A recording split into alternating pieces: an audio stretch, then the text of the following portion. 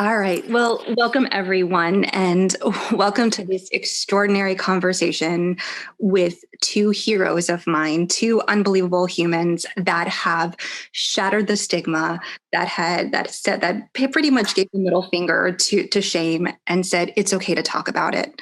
They constantly turn around and they say, I hear you, I see you. And they make this sometimes arduous struggle just a little less scary. So I am beyond honored to welcome Jameela Jamil and Demi Lovato to this very important and necessary conversation. So, Jameela, I'm going to start with you. Welcome. I'm so happy that you are here. I'm so happy to have you in our realm, in our atmosphere, and also to say again, congratulations. I know that we gave you our Changemaker Award for our 20th anniversary, just for doing everything that you've done. So, welcome. I'm going to give you an opportunity to say a few words, and then we'll welcome our other guest. What do you mean, say a few words? Do I have to give a speech? No, whatever you feel. Okay, fine. Well, no, I just wanted to say thank you so much for having me, and thank you so much for the work that you do. And also, Demi, you know how I feel about how much I love the work you do and how much your work has inspired my work. Because, as I've said to you many times before, you were the first person in your position who ever came out and spoke with no shame, with no stigma, regardless of whether or not you're carrying your own inside. You made a whole generation feel less alone, and I was one of those people. And so I don't think I would do what I do if you hadn't done what you've been doing from a way younger age than I started. Oh my gosh. To both of you. Thank you. That means everything to me. Should I wait for my intro? Go right in. Okay. Well, If you just give us your name and tell us what you do. Yeah, so my name is Demi, and I really like to sing. And sometimes I host this podcast.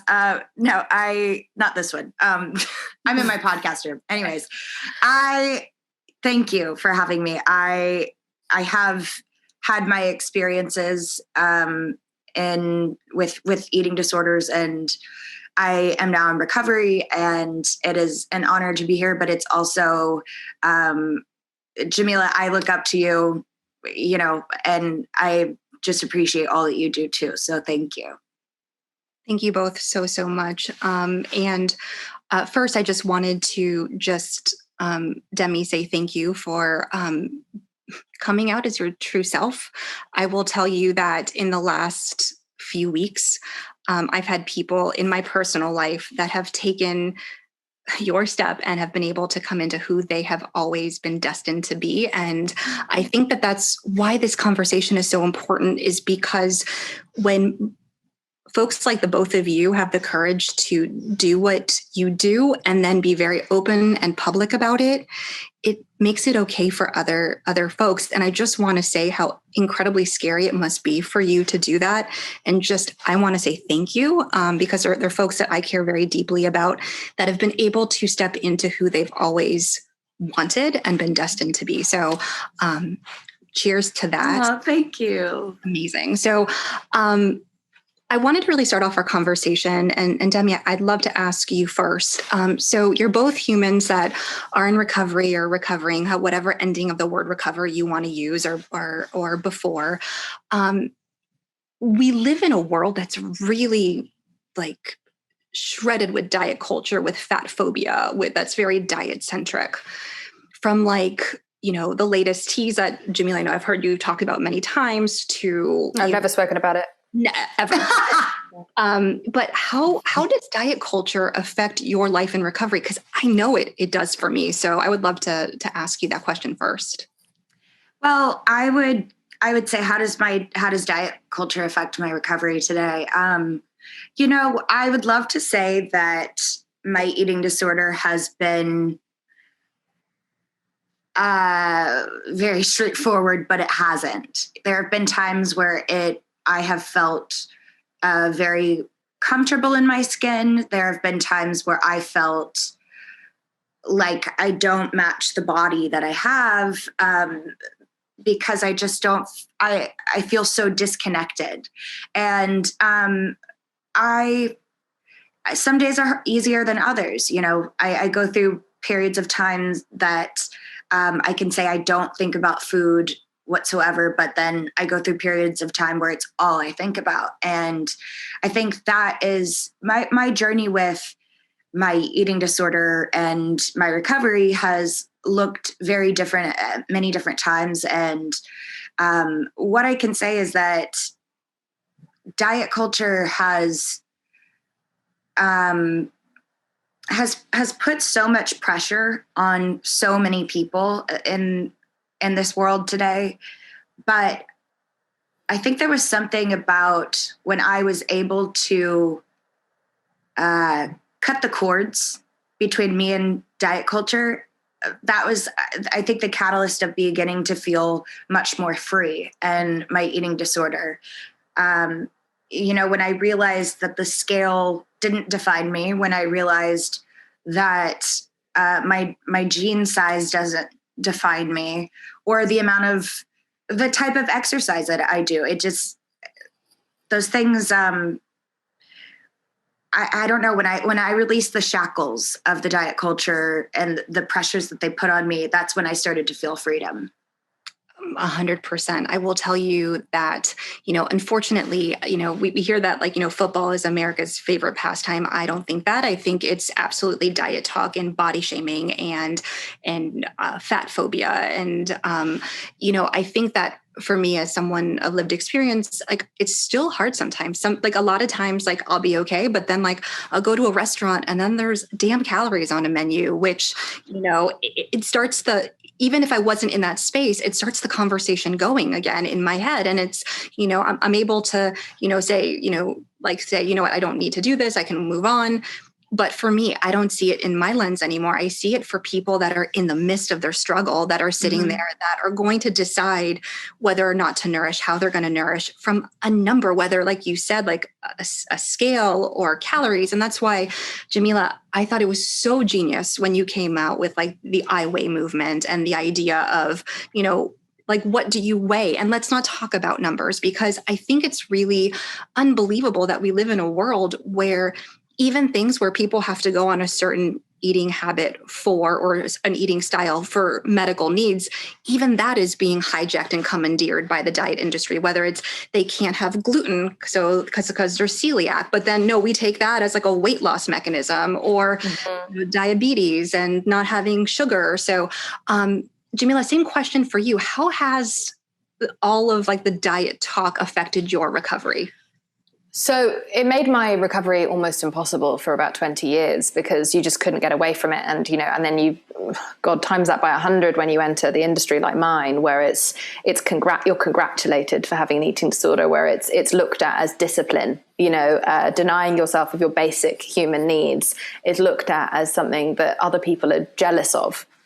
So it's been really, really toxic for me for a really long time. And what was fabulous about my life is that in the last 3 years, having found I Weigh, I set out to try and, help others, but they ended up saving my life, because now when I come across literally any kind of diet culture, because of I Weigh existing, and because of the advocacy that I Weigh stands for, now when I see any kind of thing of diet culture, I never look at it as something that's about me. I'm truly just enemy. And then I just go into defense and attack mode and just decide to destroy it, not on just behalf of myself and the 20 years of my life that got taken away by an eating disorder, but on behalf of all the lives that I would love to preventatively stop from wasting as much time as I did.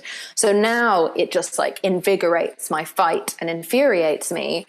But before I Weigh, it used to drag me back into even something as simple as someone complimenting your weight loss, or complimenting someone else's weight loss, or commenting on someone else's body, or commenting on their own body. Even something as simple as that used to drag me back into now thinking about my body, and if they think I look good now, is that because I looked bad all along before, and now if I gain any weight again, it's just this cycle of nonsense, this inner bully that we all have, that just, as you referred to earlier before we got onto this, as the shitty committee, mine was very strong and powerful and convincing. And so therefore I can't imagine what growing up on the internet has been like. I can't imagine what a pandemic where TikTok adverts are coming at you every 15 to 30 seconds with fasting apps, an unregulated fast without a doctor monitoring you is incredibly dangerous, and a very fast and steep slippery slope into eating disorders. I can't imagine seeing these altered, photoshopped bodies in between all of these adverts for diet products and fasting apps, all of which, you know, I'm just going to be quick with this, but when you understand the system of it, you feel so sickened by it, of the fact that capitalism can only exist if we remain unhappy, because unhappy people buy stuff to fix what they've been told is broken. So if they continuously keep telling us that there's something wrong with us, we're broken. If you look at women in particular and their body types, but this is also expanding into all genders now. If you're like, oh, this body type is out now, you know, let's take a woman, for example. Now, before we wanted you to be a size 0, but now we want you to still be a size 0 at your waist, but we want you to have long, skinny legs, but with thick thighs, and a big bottom, but with big breasts, but skinny arms. And we want you to have a thin face, but it should never look old, which just isn't science. That's not science. Yeah. And so if you keep setting these impossible goals for people, they'll keep feeling bad about themselves, and therefore they'll go out and just keep buying things. And so it's all just a system of these greedy fucks at the top who are trying to manipulate us into buying their products that we don't need, that are actually killing ourselves. 24,000 kids a year admitted to the emergency room over diet and detox products just in America alone. Yeah, I can't imagine what it's been like being at home with all these diet companies targeting you as a teenager. I don't think I would have survived. Kudos to all of the kids out there who are still alive and still being able to fight this every day. 100%. I remember I was meeting with an editor-in-chief of a very well-known magazine about 15 years ago. And I said, why couldn't you just do an episode, an issue of a magazine that told humans how amazing they are and bolstered their self-esteem? And they looked at me and they said, we won't be able to sell anything.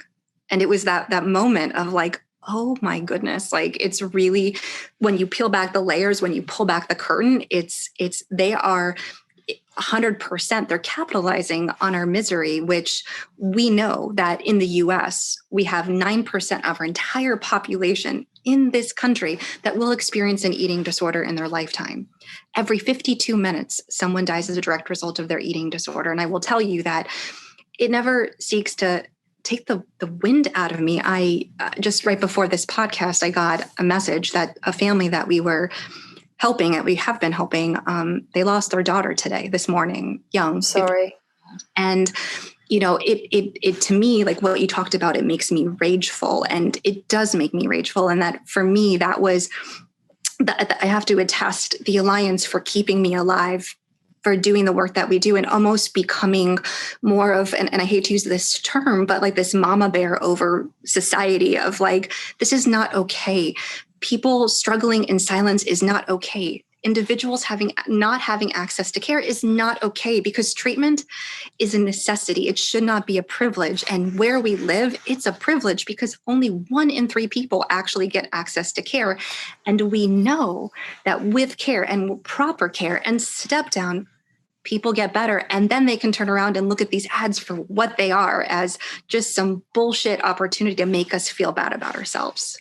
100%. And also the fact that eating disorders weren't taken seriously before people like Demi or people like myself and other wonderful like charities and individuals that are speaking out, that an eating disorder is not like a vain, gendered, specific, you know, racial background kind of vanity project. It's the number one killer of any mental health disorder. And I think if you include, like, I think opioid deaths are the only thing that are more prevalent than eating disorder deaths. And they're not exactly the same, because one is a mental illness and the other one isn't necessarily. But the point is that that's how serious it is. Look at how seriously we talk about opioid issues and opioid deaths. And we have eating disorders right behind that. We don't take it seriously enough. And so I think, you know, that's part of why I get a little bit feisty and fiery, especially when I see my peers participate in eating disorder culture, because kids are dying.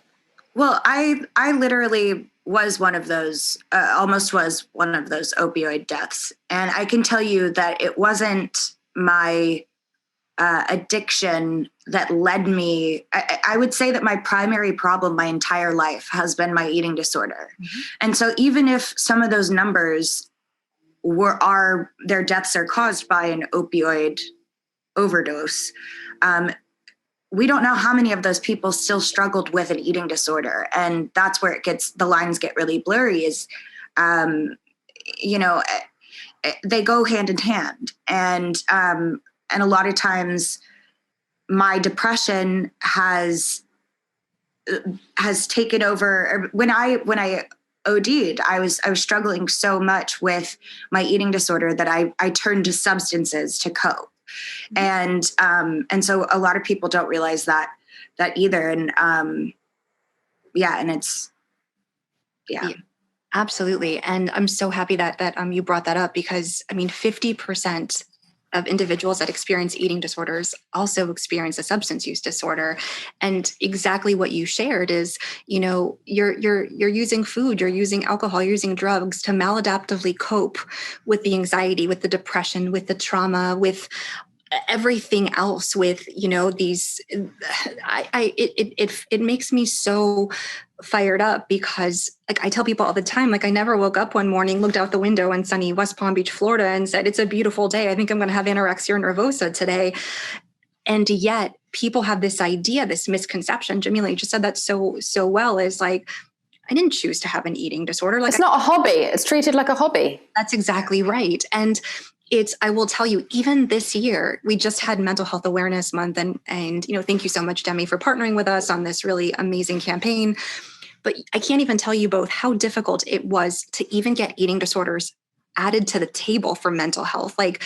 And of course, I'm considered the squeaky wheel in our field, because I'm who's going to talk if we're not going to talk? And that's really how I feel is, it's they talk about every single other mental illness diagnosis, but not eating disorders. And just like you said, Jameela, the number one psychiatric death, just second to opioid addiction. And yet we're not having conversations. And so I think this is a perfect segue into my next question. And Demi, would love to throw this to you, is why has it been so important to you to be so open? Why does it matter to you? I guess why it matters to me is my life has been played out in front of the media since I was 14, 15. And so there's been a ton of perceptions and opinions placed on me without me even getting a say. And so I think anytime I have, I care so much, and that's why it's so important for me to share how I'm feeling. And, I will say that I experienced something as recently in April. I had a situation where I went to a frozen yogurt shop and I felt very triggered. And I wanted to use that experience as a teaching tool of hey, this is where I felt triggered. But because I was so rageful and emotional about it too, it went about the wrong way. And, when I kind of kept having to ask myself during that time, because the reception with the way that I handled it was, granted, I did not handle it right. The reception wasn't, obviously great because I didn't handle it right. But I kept wanting to explain myself. And because I kept asking myself, why do you talk about this? If people are going to get mad at you for saying stuff, why is it important to you? Mm-hmm. And I kept having to bring myself back to, because I don't want my 12-year-old self to walk into any frozen yogurt store and feel like they're triggered, whether it's because that was a section that was for medical needs or dietary restriction, for medical needs. I just never wanted my 12-year-old self to ever walk into a store again and feel the same way that set me up for the rest of my life to have an eating disorder like it has. My eating disorder is something that I don't know if I will ever completely heal from, because I don't know that you can, to be totally honest. But it does get easier. And if you keep reminding yourself of why it's important to you, if I could go back in time and give my inner child all of those years back of being a kid or being a teenager and living my life as a teenager or child should, without thinking of food, like that's why I keep fighting for it. That's what I keep advocating for. And thank you for that beautiful, vulnerable answer. And I will tell you that what you shared is something that so many of us experience every time we walk into a place where we're told, eat this, not that. This is bad for you. This is good for you. And it brings up that rhetoric, or, going back to like that shitty committee telling us that there's food rules, or they're good foods versus bad foods. And so I remember reading about it and thinking, that's how I feel whenever I go to a restaurant with calories on it, right? Yes. It's that reminder. And you know what? Like I have next month, I have a 5-year-old daughter until she tells me differently. And when I found out I was having a girl, I sobbed for 3 days. And I know that eating disorders affect all genders, like what Jameela said. But we also know that there's a higher percentage in female identifying individuals, because I want better for her. I am a child of a Holocaust survivor. So I had transgenerational trauma in my family, and I was a professional ballet dancer. And I always grew up with this, eat this, not that, be good, be a doctor, be a lawyer, be perfect, because, I was a first generation immigrant. And more than anything, and I think that, that's why, like, I almost want to cry when you just said that, Demi. It's like, I want to go back to that 12-year-old, because that's when my eating disorder started, and said, you know what, you deserve so much better than this, and I think that's why I've always connected to the both of you so much. And because it's creating opportunities for conversations so that individuals like my child, they'll have it different. They'll have it easier. They'll have their own shit to deal with. My kid will absolutely be in therapy. There's not even a question, but we need to do better for them. So I guess, Jameela, I would ask you the same question: is why do you speak up so beautifully and eloquently and amazingly? I mean, I don't always speak up eloquently or beautifully or amazingly, but I do speak up often. I mean, you said squeaky wheel, and I was like, I think Demi and I can both relate to that terminology. The squeakiest wheels. we're like a bicycle together. But I was going to say that for me, one of the main reasons I do it is very selfish. I just want to become really famous. No, I'm joking. I want to recycle all of that pain and 20 wasted years into something that means something. If it'll feel like then I didn't waste all of that time and all of those years, like they happened for a reason, and I did something with them that was meaningful and prevented maybe someone else from falling into that same trap. Like if I can create I don't know, like a kind of a get out guide for someone else, then it makes me kind of grateful that I had those horrible experiences. As weird as the thing as that is to say, it's like, well, it's helped me understand my community, and it's helped me reach people in a way that I never could have, from heart to heart, because they know what I'm saying is real. And so, you know what? I'm glad I survived all of that, as hard as it was, because I'm able to do this meaningful thing now. Mm-hmm. And so, I feel very passionately about it, because I was the same age. I was 11, I think. 11 when it started and 12 when it really took hold of me. It's amazing how that's around the age, like just before puberty, where our bodies are changing beyond our control, and where society starts to treat us as if we're sentient adults at such a young age. But I really passionately would like to do everything I can to stop it in its tracks, because you totally can recover from eating disorders, but the statistics show that it's incredibly difficult to be completely free. Something like, I think, a third of people will ever be completely free of an eating disorder once it starts. Yeah, and I think that's because people don't get access to care and treatment, Yeah. and again, like it actually brings me to my next question, is this idea of community.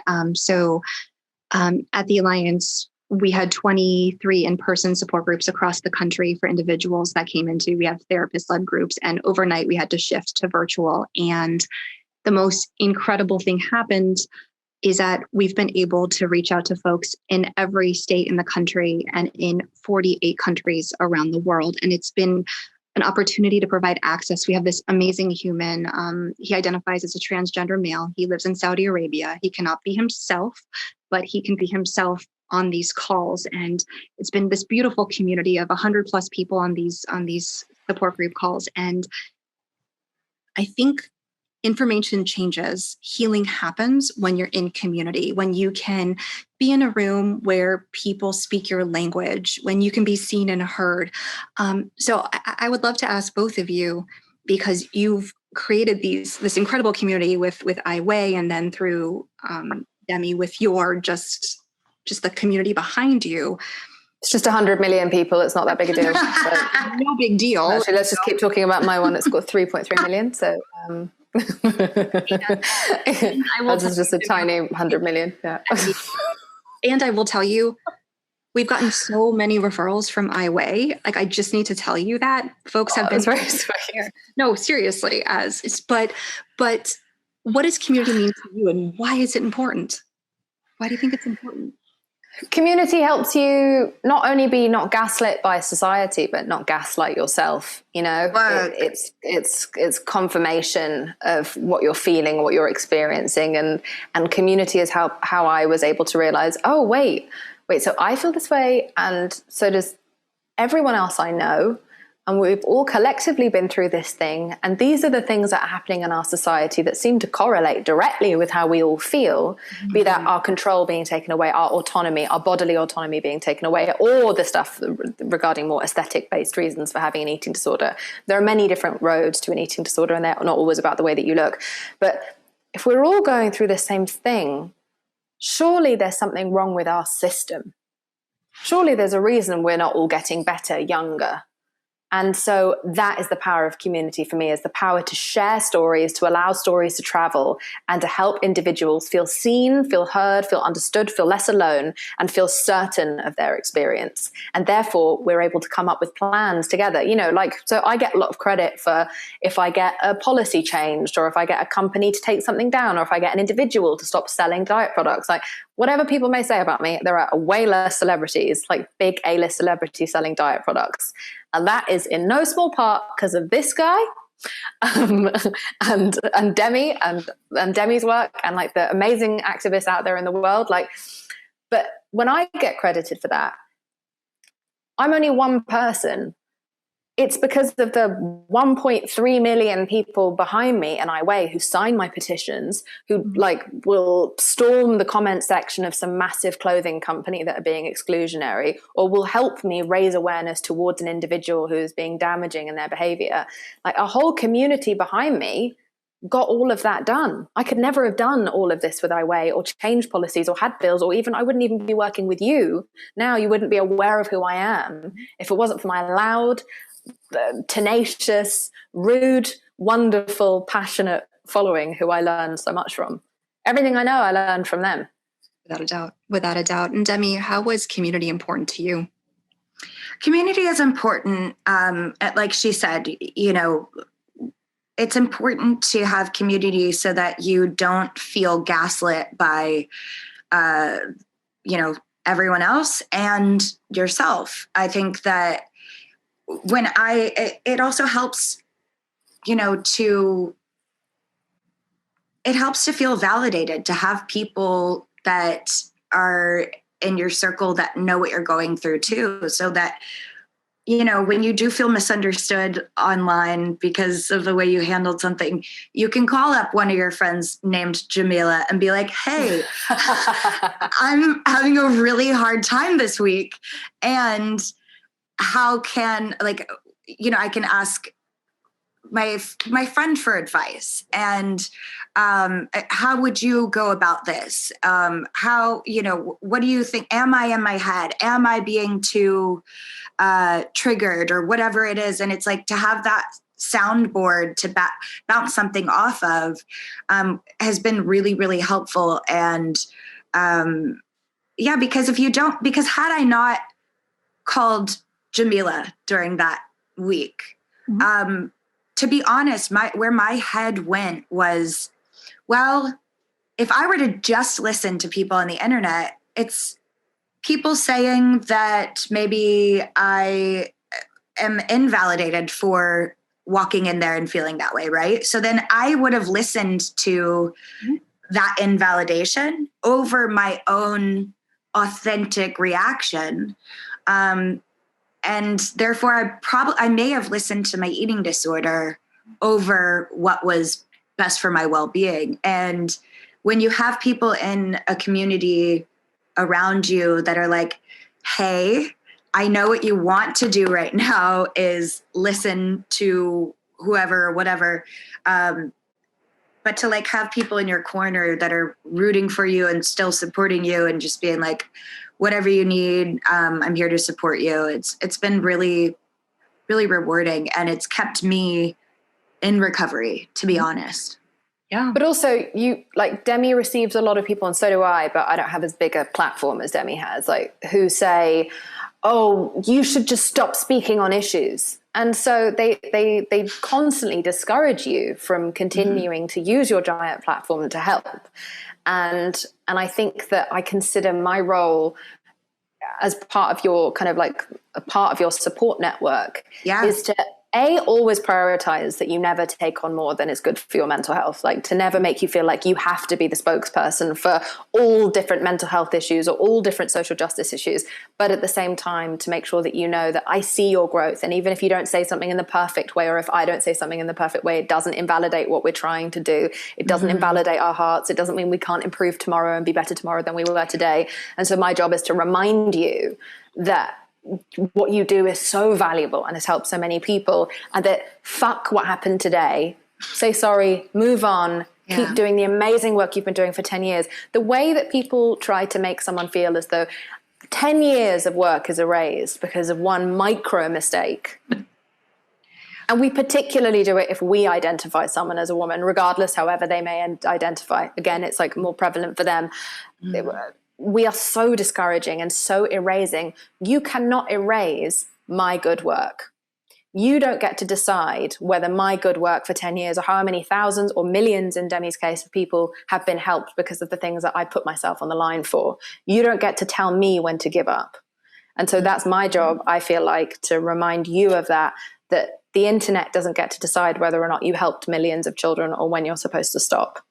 You helped me, you know. Love you. You helped me so much. Love you. 100%. I just, I think that what you just said, Jameela, is such a perfect, beautiful example of the journey to recovery. It's not sunshine, bunnies, and rainbows. Like I think a therapist said this to me years ago, and she's like, Joanna, you don't recover to utopia, you recover to life. And life is not sunshine, bunnies, and rainbows. It's messy, and it's hard, and it's beautiful. And what you do today, if you have a slip tomorrow, it doesn't negate what you do today. What you did today is what you did today. And I will echo what Jameela said. I will tell you, Demi, that I have someone in my life who has become my little sister, and I get teary-eyed talking to her, that you saved her life. And I don't say that lightly. And I need to let you know about her because she is in recovery now. And she graduated from college, and she's going to be an eating disorder clinician, and she works at the now. And so that is the power of you. So whatever people write about you, because, I will tell you that I started this organization at 21, where it wasn't cool and hip to be young and to start something.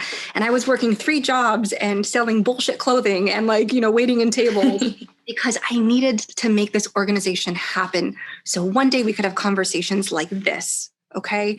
And I will tell you what the both of you have done is you've created opportunities for people to know that it's okay to talk about this. And it's these opportunities of community where, folks that are, trans, non-binary, they have no parents, they're homeless. They know that they belong, and they know that they're seen and heard. And I will tell you, there's nothing more beautiful and important than that. So please both never stop what you're doing. And y'all are changing the world a starfish at a time. And I will tell you that if y'all know about the starfish story, that is my North Star, that we can't help everyone, but we do make differences to the ones that we do help. And so I know that we're starting to end on time, but I just want to ask you all two more questions. And I want to go back to, I was listening to your podcast recently, Demi, with Glennon, who I can't even say enough about. Yes. And you said something at the end that I pulled into my parking spot at work and I started sobbing because I do that a lot. And you said, for the person that needs to hear it, know that it gets better. And I think both of you have said that individually time after time. The first therapist I went to go see when I wanted to sort of peek around the corner at this thing called recovery, I shared with her my story, and she looked at me and she goes, "Joanna, I'm really happy you're here, and I need you to know that you'll be struggling with this for the rest of your life." And I looked at her and I said, "Well, why the fuck am I here?" That was like my exact words to her. And I didn't know what the outcome was going to be, but in that moment, I needed someone to tell me that it gets better. And whether it's you're recovering or in recovery or recovered or in remission or living your life beyond your eating disorder, I so desperately, and that's the work that has, kept me going for 20 plus years, that it gets better, that the hell that you're living in this moment does not have to continue. So if you could go back to you in the midst of your struggle, what would you say to you, Demi? What would you say to just help you keep on moving forward? One day you're going to plan vacations to whatever the part of the world that you want to go to. And you're not going to worry about being in a bikini or a one piece or wearing clothes into the ocean. You're going to find the freedom to do whatever it is you want to do while authentic to who you are. I recently went on a vacation to Hawaii. Hawaii was someplace that I had never really taken a vacation before because there's always a lot of paparazzi in Hawaii. And finally, I went with a group of friends, one of which who is like a model. And I was able to,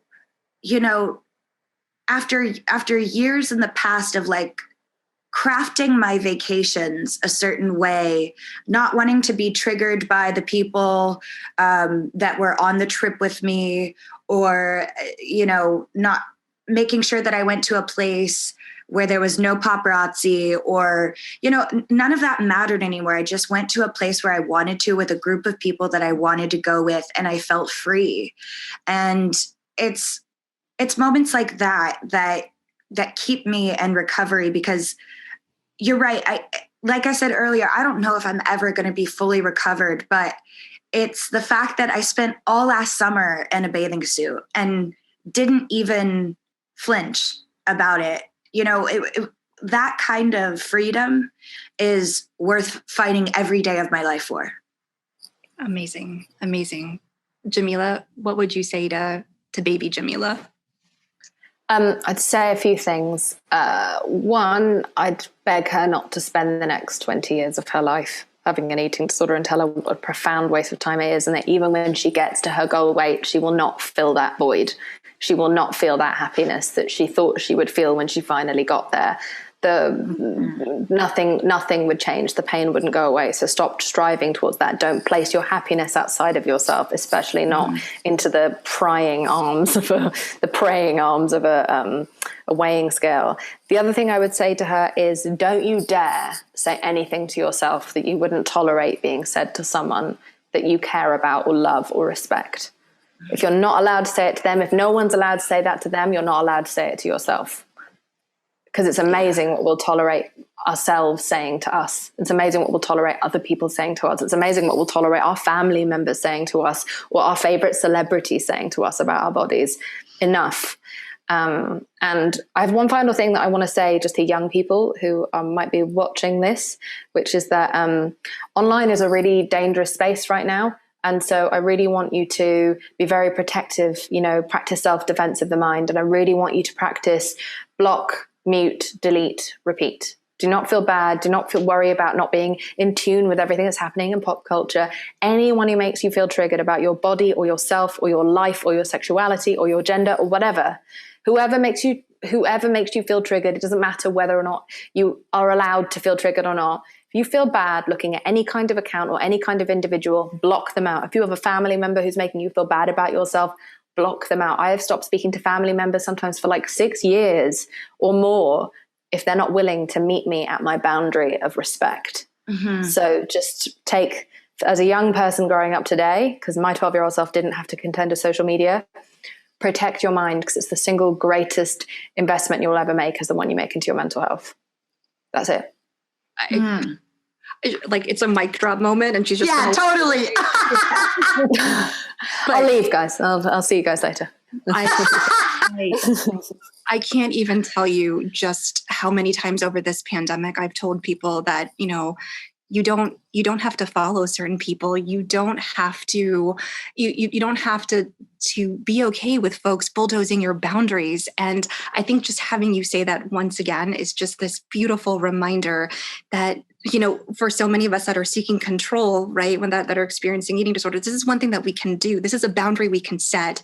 This is a way that we can be, we can be accountable to ourselves and stay healthy. So I really want to, more than anything, just to whoever that's watching this today, just to remind everyone that if you are in the depths of your struggle, that there is help, that there is hope, that recovery is possible. And although it's not sunshine bunnies and rainbows, it's messy and beautiful and amazing. And, it's okay to talk about it. It's okay to get help. We're not meant to do this alone. We're not meant to will eating disorders away, just like we're not meant to will cancer away or will a broken bone. And just because we need help doesn't make us weak. It doesn't make us less than. It makes us badasses because we're able to show up for what we need. And so my cup is just completely full. I've worked for a very long time in this community. I will tell you that, we talk about vacations. I'm like, don't do that much. And I also remember how important it is to have people like you just show up and use your voice, because I will tell you, undoubtedly, there's going to be folks that are going to be watching this, that are going to pick up the phone, that are going to go online, that are going to reach out for help. And so going back to my favorite story of all time, please know that you always do and continue to throw starfish back and make a difference to so many. So Demi, Jameela, thank you so much for this incredible conversation. Thank you. Needs any resources, please contact the Alliance.